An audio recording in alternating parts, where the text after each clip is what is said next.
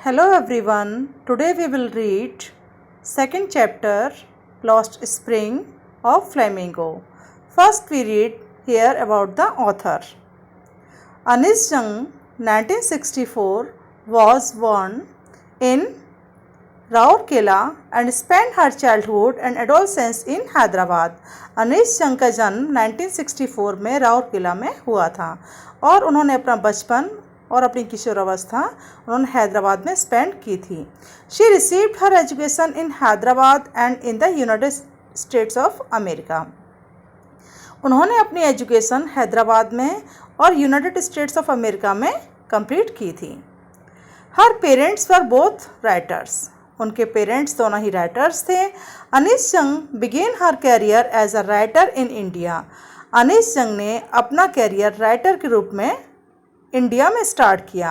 She has been an editor and columnist for major newspapers in India and abroad. उन्होंने India में और abroad में वहाँ के बड़े बड़े अखबारों में उन्होंने एक एडिटर और कॉलमिस्ट के रूप में काम किया. And has authored several books. उन्होंने कई बुक्स भी लिखी. The following is an excerpt from her book titled lost spring.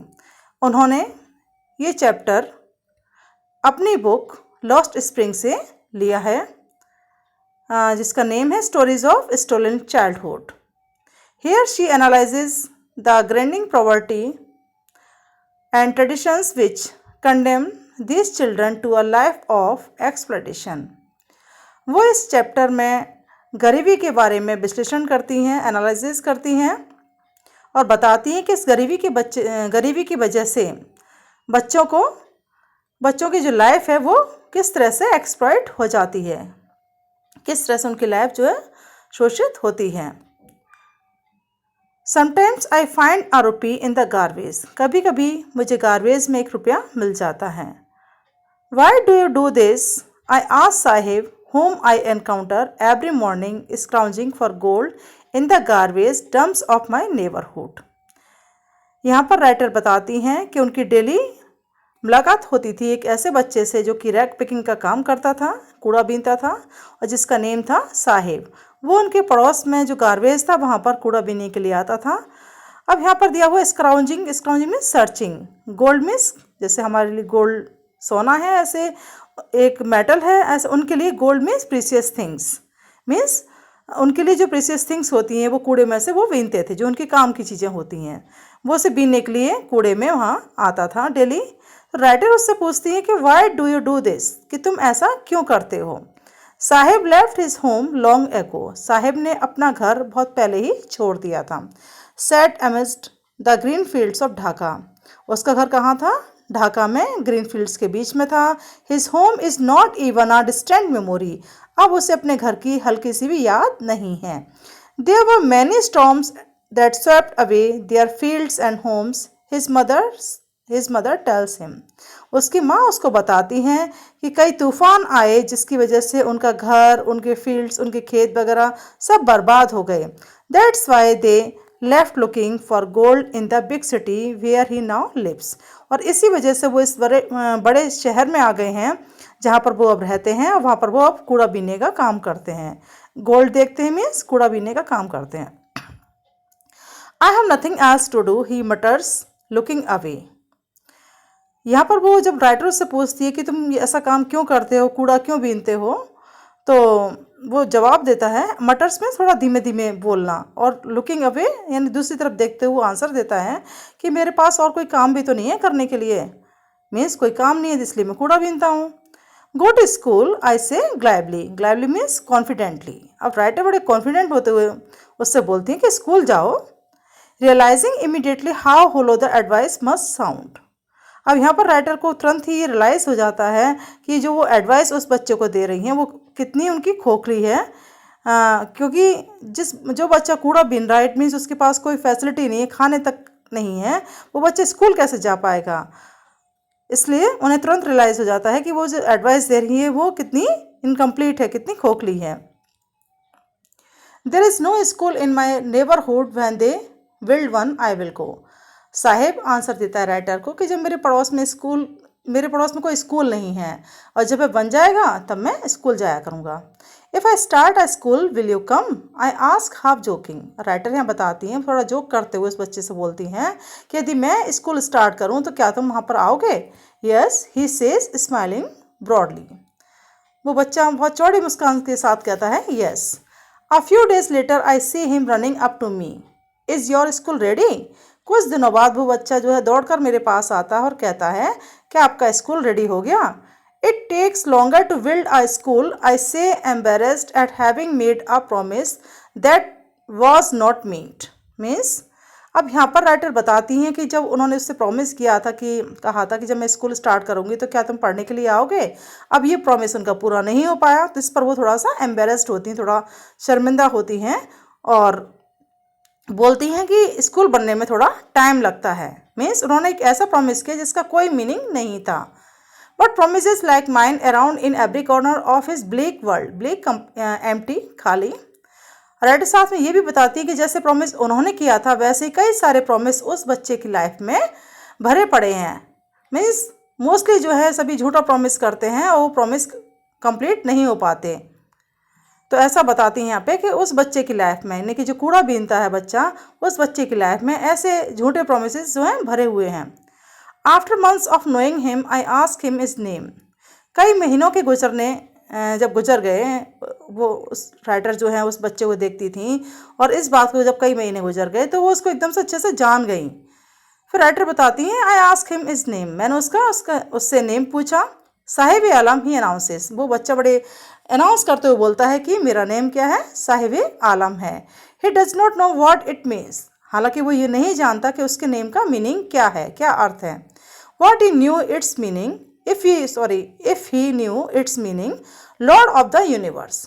और यदि वह अपने नेम का मीनिंग जानता, और वो क्या था कि यूनिवर्स का पूरे यूनिवर्स का लॉर्ड मीन्स ब्रह्मांड का राजा, यदि उसे मालूम होता कि उसके नेम का ये मीनिंग है, he would have a hard time believing it.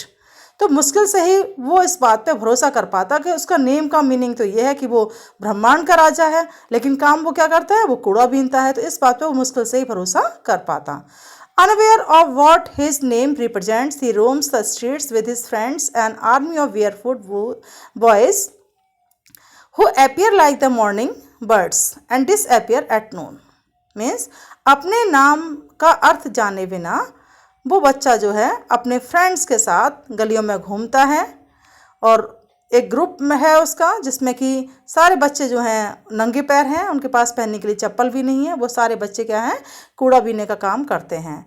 Who appear like the morning birds and disappear at noon, वो सारे बच्चे मॉर्निंग में आते हैं कूड़ा बीनने के लिए और नून तक यानी कि दोपहर तक वो अपने अपने घरों में चले जाते हैं, डिसअपियर हो जाते हैं। Over the months I have come to recognise each of them, जब कई महीने हो गए तो राइटर हर उस बच्चे को पहचानने लगी जो साहिब के ग्रुप में थे। Why aren't you bearing chappals, I ask one, मैंने उनमें से एक बच्चे से पूछा। ऐसा राइटर बताती हैं कि उन्होंने किसी एक बच्चे से पूछा, यानी उसके जो ग्रुप में बच्चे थे उनमें से किसी एक बच्चे से पूछा कि तुम चप्पल क्यों नहीं पहनते हो। My mother did not bring them down from the shelf, he answer simply. बहुत ही सिंपल तरीके से वो आंसर देता है कि मेरी माँ ने वो मेरी चप्पल जो है वो सेल्फ में रख दी हैं, अलमारी में रख दी हैं और वहाँ से वो उतारती नहीं है, उसने उतार के मुझे नहीं दी हैं। Even if she did he will throw them off, adds another who is wearing shoes that do not match. और उनके ग्रुप में जो एक और बच्चा था जिसने शूज़ पहन रखे थे जो आपस में मैच ही नहीं कर रहे थे, मीन्स दोनों पैरों में अलग अलग डिज़ाइन के उसने शूज़ पहन रखे थे, यानी कि उसे कूड़े के ढेर पे मिल गए होंगे, वो उसने पहन लिए होंगे। तो वो बच्चा आंसर देता है कि अगर इसकी माँ इसको उतार के भी दे देती चप्पल तो ये उन्हें फेंक देता। When I comment on it he shuffles his feet and says nothing, यानी जब मैंने उस बच्चे से कुछ कमेंट किया जिसने शूज़ जो हैं वो अलग अलग पहन रखे थे दोनों पैरों में, तो वो अपने पैरों को छिपाने लगा और उसने कुछ भी नहीं बोला। I want shoes says a third boy who has never owned a pair all his life. तभी उनमें से एक तीसरा बच्चा बोलता है कि मुझे शूज़ चाहिए। ये उस बच्चे ने बोला जिसने पूरी जीवन भर एक जोड़ी जूते भी नहीं देखे थे, उसे एक जोड़ी जूते पहनने को नहीं मिले थे। Traveling across the country, I have seen children walking barefoot in cities on blazed roads. अब यहाँ पर राइटर बताती है कि उन्होंने मोस्टली कंट्री में सभी जगह ट्रैवलिंग की थी और वहाँ पर बच्चों को उन्होंने ज़्यादातर क्या देखा, चाहे वो सिटी हो चाहे वो ब्लेज हो, बच्चों को नंगे पैर ही चलते देखा. It is not lack of money but a tradition to stay barefoot is one explanation.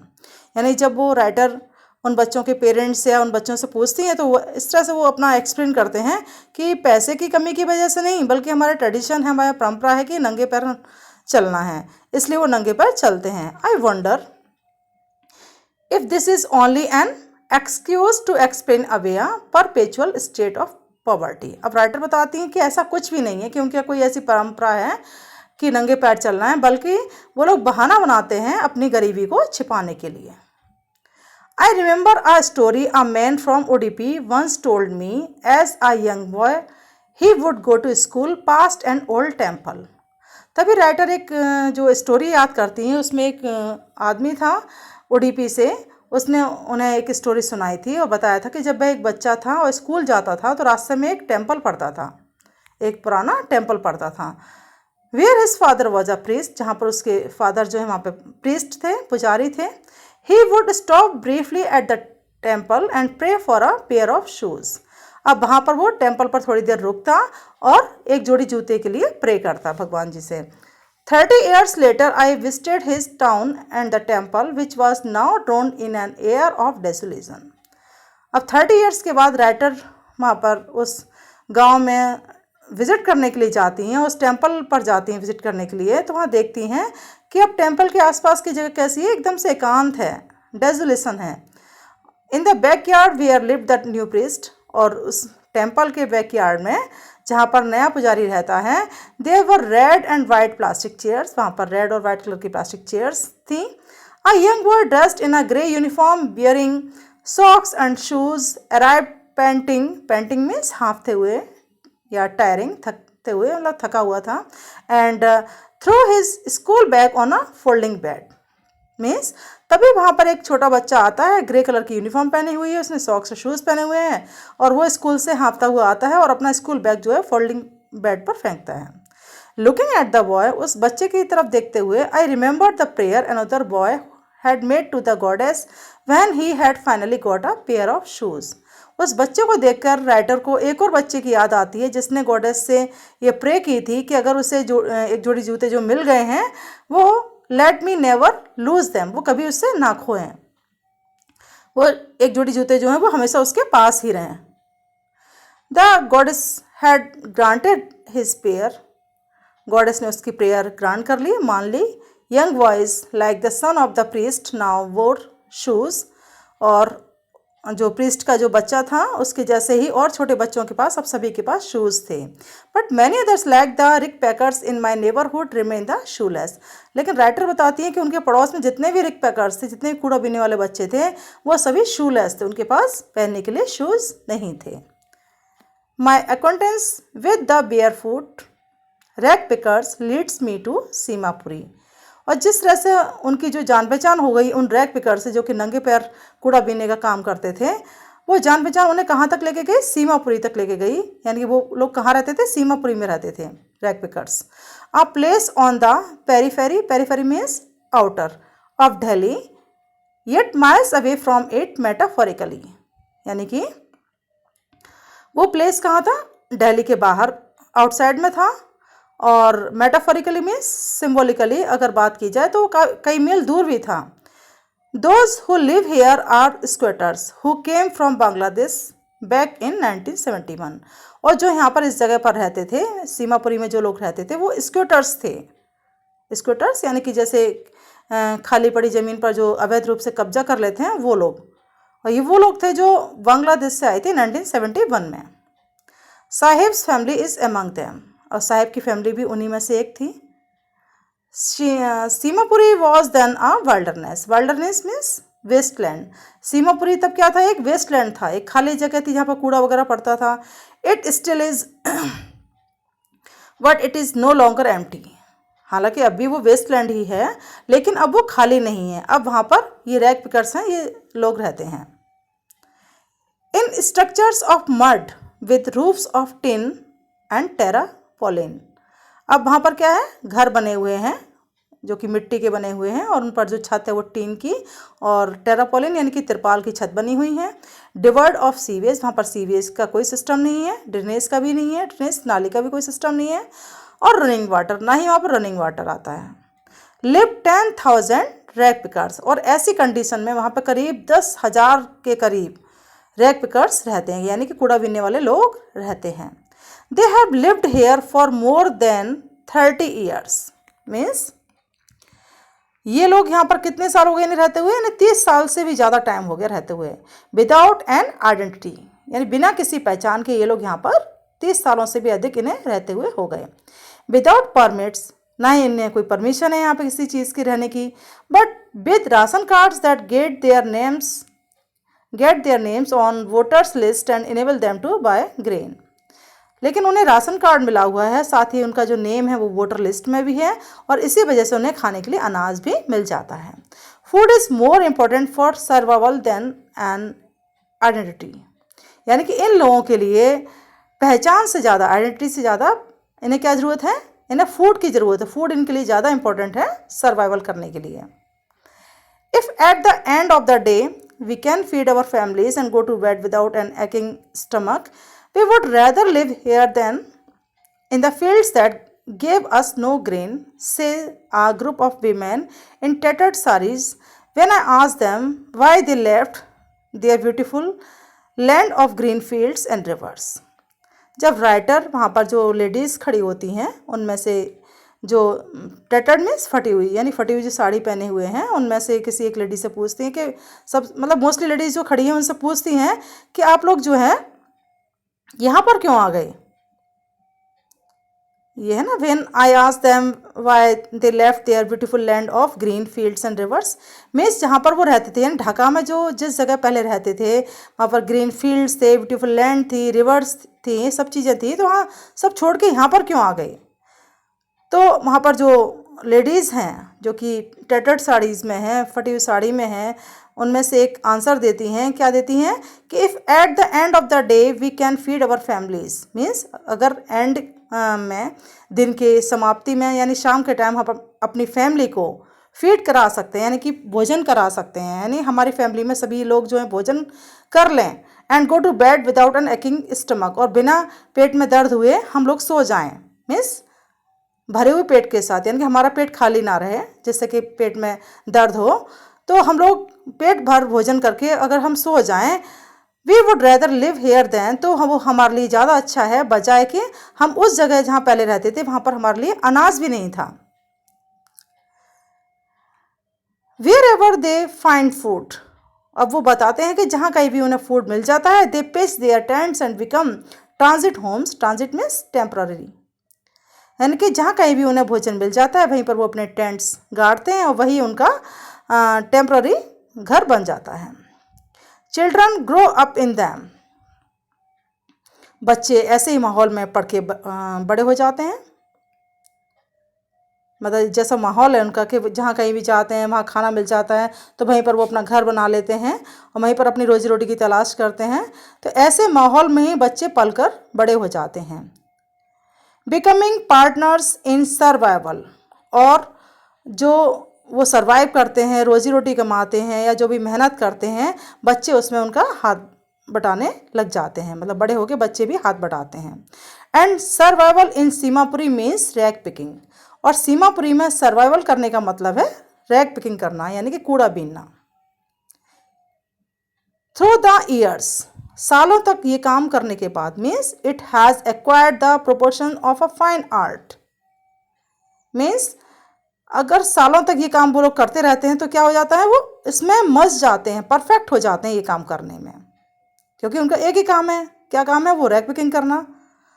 Garbage to them is gold, और उनके लिए गार्बेज का मतलब है गोल्ड, यानी कि प्रीशियस थिंग्स, उनके लिए काम की चीज़ें तलाशना। It is their daily bread, ये उनकी रोजी रोटी है। A roof over their heads, एक छत भी है उनके घरों पर, उनके सिरों पर। Even if it is a leaking roof, और चाहे भले ये छत लीक कर रही हो, यानी टूटी फूटी छत हो, लेकिन उनके पास छत तो है रहने के लिए। But for a child it is even more, लेकिन एक बच्चे के लिए कूड़ा बीनने का मतलब इससे और कहीं ज़्यादा है। I sometimes find a rupee, even a 10 rupee note, Sahib says, his eyes lighting up.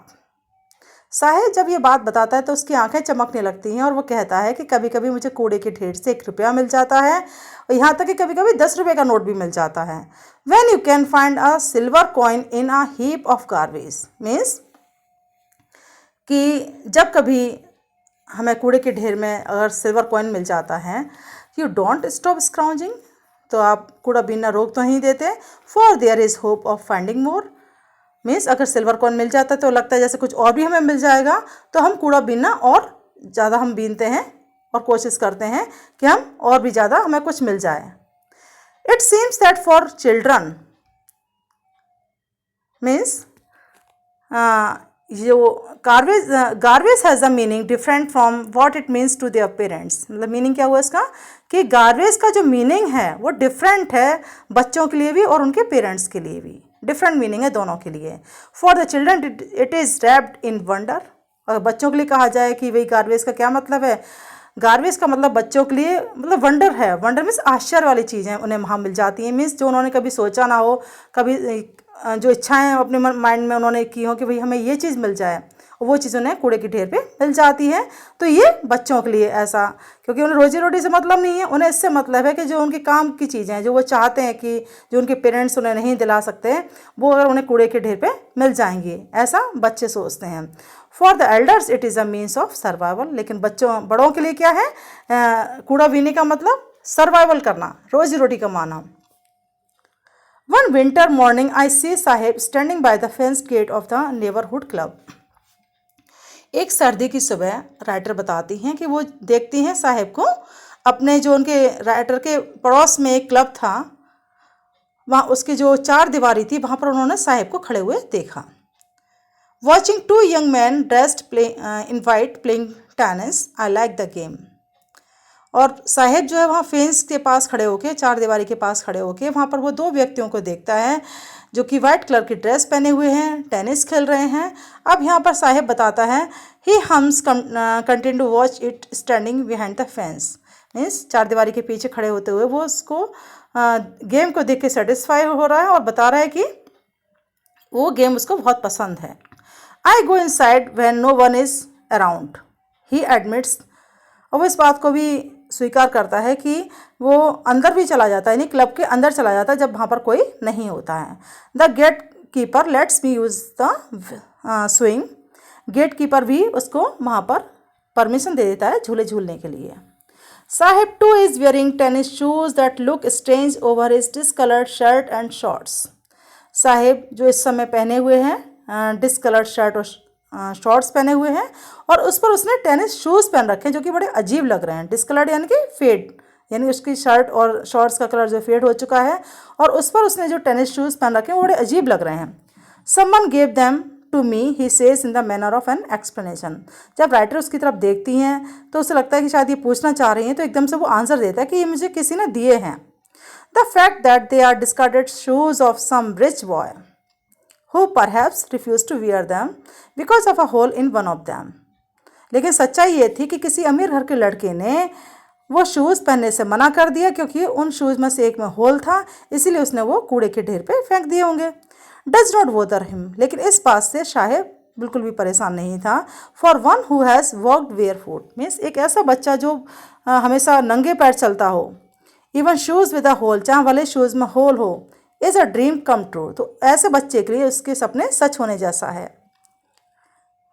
But the game he is watching so intently is out of his reach, लेकिन जो गेम वो देख रहा है, यानी कि कौन सा गेम देख रहा है, टेनिस का गेम देख रहा है इतने ध्यान से, वो गेम उसकी पहुंच से बाहर है।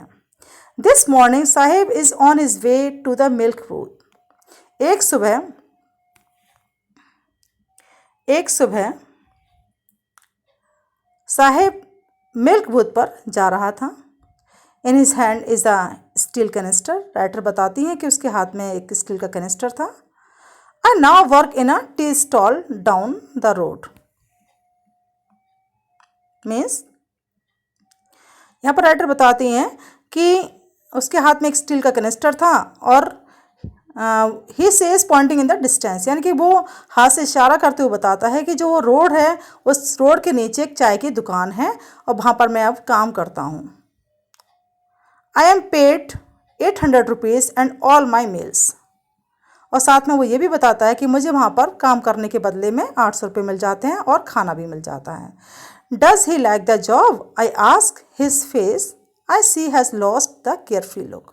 और जब मैं उससे पूछती हूँ, राइटर बताती हैं कि जब वो साहिब से पूछती हैं क्या उसे ये जॉब पसंद है, तो उसके फेस पर जो पहले केयरफ्री लुक रहता था, पहले एकदम से वो खिला खिला रहता था, लेकिन अब उसका केयरफ्री लुक उसके फेस से खो चुका है। मीन्स अब उसके फेस पर एक कहना चाहिए जिम्मेदारी आ गई है नौकरी करने की, काम करने की, और टेंशन भी है कि कहीं उसका मालिक जो है वो उसे निकाल ना दे। अब उसके फेस से केयरफ्री लुक नहीं दिखता है। The steel canister seems heavier than the plastic bag he would carry so lightly. यहाँ पर राइटर साथ में ये भी बताती हैं कि जो स्टील कैनिस्टर उसने कैरी कर रखा है अपने हाथ में वो ज़्यादा भारी है बजाय उस प्लास्टिक बैग के जो वो उस टाइम कैरी किए रहता था जब वो कूड़ा बीनता था, और वो प्लास्टिक बैग वो अपने कंधे पर लटकाता था, वो ज़्यादा हल्का था। द बैग वॉज हिज, लेकिन भले ही वो प्लास्टिक बैग हल्का था लेकिन वो उसका अपना था, वो उसका मालिक था, यानी जो भी उसमें सामान होता था उसका वो खुद मालिक था। The canister belongs to the man who owns the tea shop, और जो कैनिस्टर जो वो हाथ में कैरी किए हुए है साहिब, वो कैनिस्टर किसका है? उस व्यक्ति का है जो चाय की दुकान चलाता है। Saheb is no longer his own master, अब साहिब अपना मालिक नहीं रहा। मीन्स अब साहिब जो है वो किसी का काम करता है, किसी का नौकर बन गया है, अब वो अपना मालिक नहीं है। ये इस चैप्टर की स्टोरी थी और इस चैप्टर का ये फर्स्ट पार्ट था लॉस्ट स्प्रिंग का। Children, I hope you will understand. Thank you.